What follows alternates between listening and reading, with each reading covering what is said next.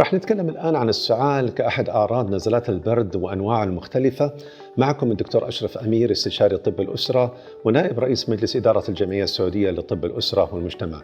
السعال أو الكحة هو عبارة عن طرد فجائي للهواء عبر الحنجرة، وهذه العملية بتساعد على تنظيف الممرات التنفسية من السوائل والمهيجات والجزيئات الغريبة اللي هي عادة بتكون في الجهاز التنفسي زي الميكروبات، وتحدث هذه العملية بشكل متكرر. الهدف منها هو طرد الأجسام الغريبة.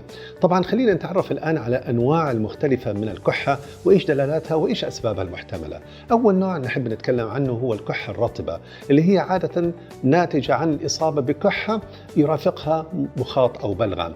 وطبعا مع هذه النوعية من الكحة بيكون في رنين أو صوت أزيز في الصدر، بالإضافة إلى ضيق في التنفس. وبيكون مع الكحة الرطبة عادة بتكون بسبب عدوى إنفلونزا أو نزلة برد أو التهاب في الشعب الهوائية. وما ننسى أن التدخين أيضا له دور كبير جدا في ظهور هذه النوعية من الكحة الرطبة.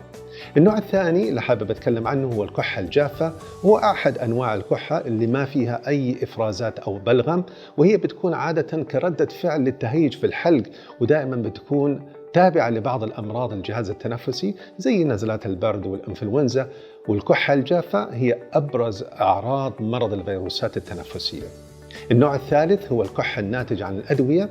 في بعض الأدوية عادة بتسبب كحة ناشفة لما الشخص يتناولها، وهذه الكحة عادة بتكون مؤقتة مرتبطة بتناول الدواء. لكن إذا كان الدواء هذا بيستخدم لفترة طويلة بسبب مرض مزمن، فالكحة بتستمر إلى فترات طويلة، ومع توقف هذا الدواء بتتوقف هذه النوعية من الكحة. لكن يجب استشارة الطبيب بشأن استبدال هذه النوعية من الأدوية بأدوية أخرى ممكن ما تسبب الكحة. النوع الرابع الأخير هو الكحة الجافة، اللي هي بتتحول فيما بعد إلى كحة رطبة. بتكون الكحة الجافة في البداية، وبعد كده بتتحول إلى كحة رطبة مع مخاط أو إفرازات لونها أصفر أو أخضر.